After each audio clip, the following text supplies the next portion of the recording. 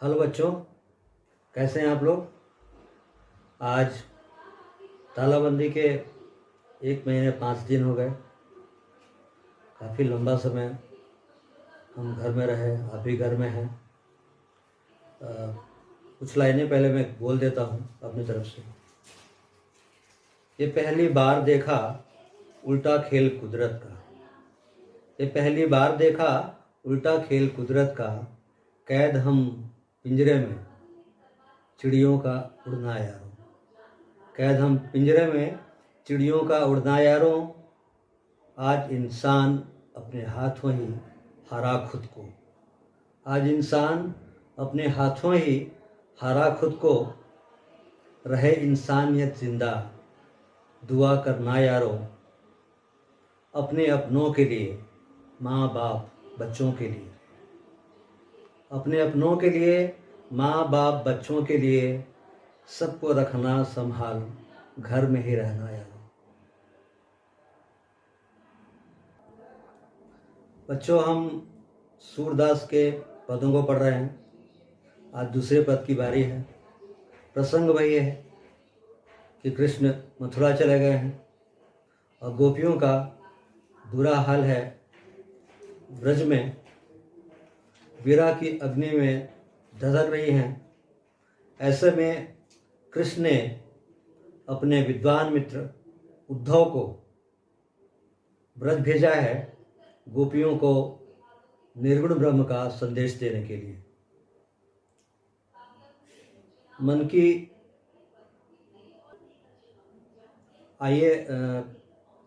आइए कविता का पद का वाचन करते हैं। आदर्श वाचन, वाचन को आदर्श वाचन कहा जाता है, ध्यान रखिएगा। मैं पद को पढ़ रहा हूँ जिस तरह से पढ़ना चाहिए। काव्य की भाषा ब्रज है, कवि सूरदास है। आइए कविता पढ़ते हैं। मन की मन ही मांझ रही, मन की मन ही मांझ रही, कहिए जाई कौन पे उधो, नाही परत कही। अवधि आधार आस आवन की, तन मन बिथा सही। अब इन जोग संदेशनि सुनि सुनी, बिरहिनी बिरह दही। चाहती हुती गुहार जितहितें, चाहती हुती गुहार जितहितें, उदतें धार बही। सूरदास अब धीर धरहि क्यों, मर्यादा न लही। मन की मन ही मांझ रही। पहले शब्दार्थ देख लेते हैं। मांझ मीन्स, मांझ का अर्थ हुआ बीच में ही, अर्थात मन की बात मन की मन ही मांझ रही, मन की बात मन में ही रह गई। कौन पै मीन्स किस से, ना ही परत मीन्स नहीं कही जाती, ना ही परत कही मीन्स नहीं कही जाती। अवधि मीन्स अवधि समय, आधार मीन्स आधार, आस आशा, आवन की आने की, बिथा व्यथा, बिथा का अर्थ होता है व्यथा पीड़ा कष्ट। आगे संदेशनी, संदेश में संदेश को, सुनी सुनी मीन्स सुन सुन कर, बिरहिनी मीन्स बिरहन, बिरह मीन्स बिरहन, बिरहन का जो बिरह है उसकी जो वेदना है, एक बिरहन की वेदना को बिरह कहते हैं। दही मीन्स जलना, चाहती मीन्स जितना चाहती हैं, होती मीन्स जितना चाहती होती, अर्थात जितना चाहती हैं। गुहार मीन्स आवाज़ लगाना पुकारना। जितही तय उतनी ही, उततें धार बही, उतनी ही धारा बहती है। धारा आंसुओं की भी है और उद्धव के योग संदेश की भी धारा है। अंतिम पंक्तियों में है धीर धरई, धीर मीन्स धैर्य, धरई धरई मीन्स धारण करना। मर्यादा, मर्यादा का अर्थ हुआ मर्यादा। न लही मीन्स नहीं रखा। आइए पहले पद के भावार्थ को समझते हैं। गोपियां हैं, उद्धव से कह रही हैं, और इसका प्रसंग ये है कि गोपियां अपने अंतर मन की पीड़ा, दरअसल अपने अंतर मन की पीड़ा उन्हें कृष्ण से करनी चाहिए थी। कृष्ण आज नहीं है, उन्होंने उद्धव को भेजा है। उद्धव से क्या कहती हैं, आइए सुनते हैं। मन की मन ही मान रही, अर्थात हे उद्धव, हमारे मन की बात मन में ही रह गई। कहिए जाई कौन पे उद्धव, ना ही परत कही, अर्थात हे उद्धव, हम अपने मन की बात किससे कहें, ये कहीं और नहीं कही जाती। अर्थात एक नायिका है, अपने अंतर्मन की, अपने प्रेम की बात को, प्रेम की पीड़ा को वो हमेशा अपने नायक से ही कहती हैं, जबकि यहाँ नायक नहीं है। इसलिए उद्धव से कह रही हैं कि आखिर हम किससे कहें, ये बात कही नहीं जाती। आगे है, अवधि आधार आस आवन की, तन मन बिथा सही। हमने अपने वियोग की पीड़ा को, कृष्ण से अलग होने की पीड़ा को अब तक इसलिए सहा क्योंकि एक आधार था कि कृष्ण वापस आएंगे। अवधि आधार आस आवन की मीन्स, इसका अर्थ हुआ कि कृष्ण वापस लौटकर आएंगे, यह एक आशा थी। इसी कारण हमने अपने तन और मन में विरह की व्यथा को, विरह की वेदना को, उसकी पीड़ा को, उसकी तकलीफ को सहा है। और अब इन जोग संदेश ने सुनी सुनी, विरहन विरह दही।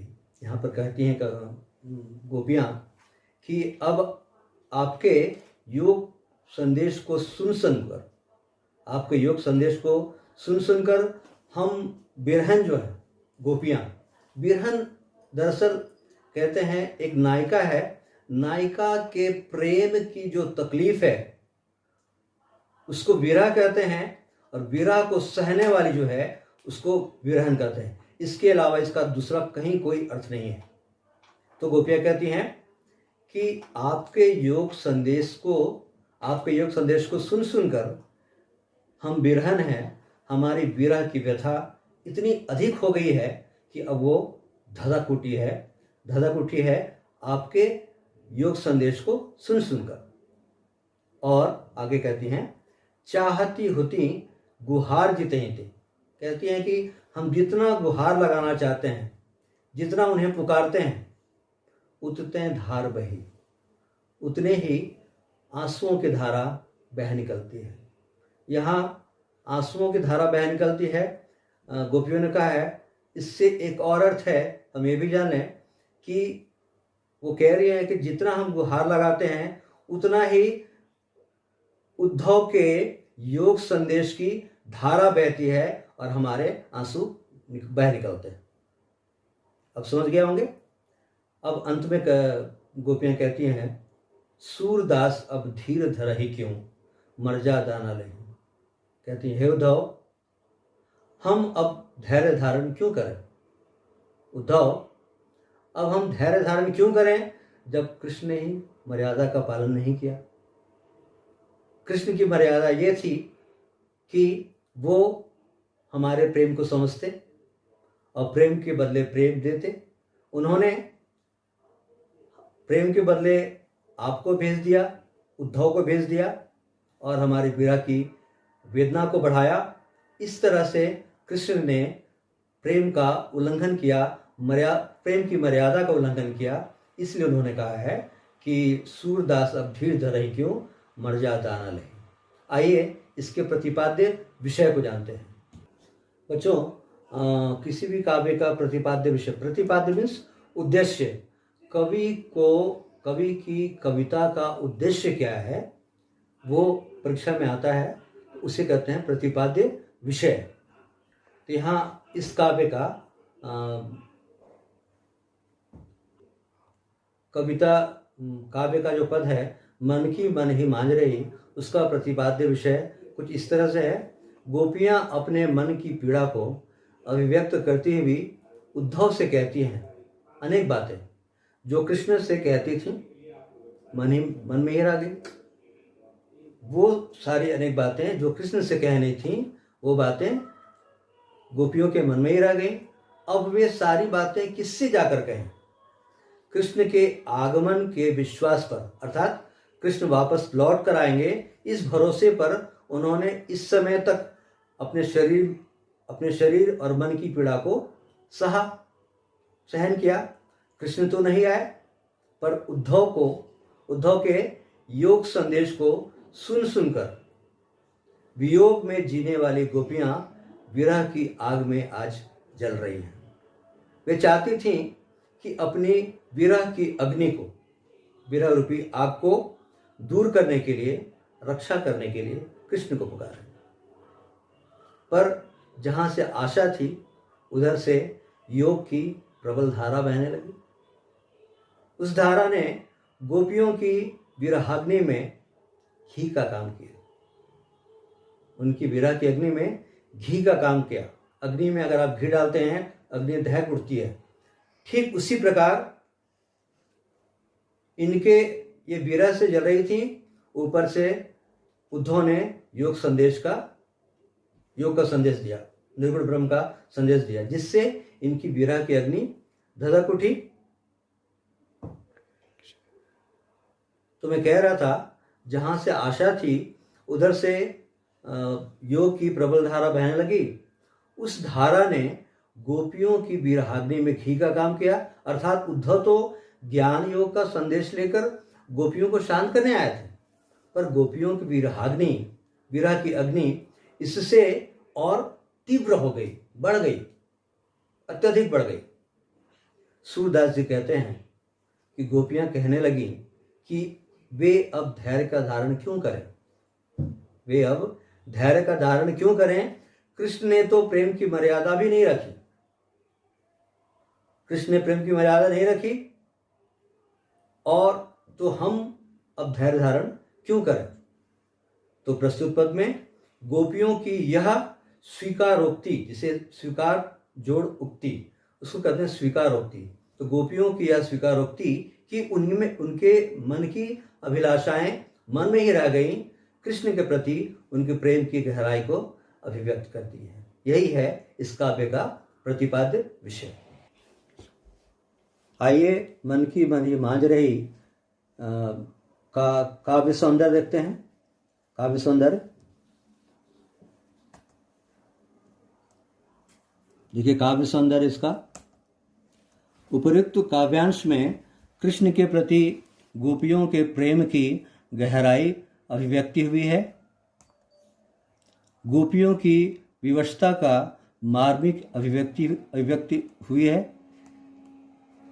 कृष्ण और गोपियों का प्रेम सहज मानवीय प्रेम की प्रतिष्ठा करता है। सुनी सुनी में पुनरुक्ति प्रकाश अलंकार है। अनुप्रास की छटा पूरे काव्य में दर्शनीय है। आप पूरी कविता में पाएंगे कि अनुप्रास अलंकार सब जगह है। जहां जहां वर्ण की आवृत्ति होगी वहां पर अनुप्रास अलंकार होगा। गोपियों के प्रेम के प्रति निष्ठा और दृढ़ता सराहनीय है। संबोधनात्मक शैली का सुंदर प्रयोग हुआ है। एक शैली है काव्य की जिसे हम कहेंगे संबोधनात्मक शैली। ब्रजभाषा के काव्यांश में ओज और माधुर्य गुण हैं। संगीतात्मकता के कारण लय व तुक का समन्वय मिलता है। धन्यवाद। इस तरह से हमने 2 पद पढ़ लिया और 2 पद हैं सूरदास के। अगली कड़ी में हम अगले पद को पढ़ेंगे। तब तक आप घर में अच्छे से रहें, स्वस्थ रहें, हाथ धोते रहें और अपने माता पिता का ख्याल रखें, अपना ख्याल रखें, खुश रहें। धन्यवाद।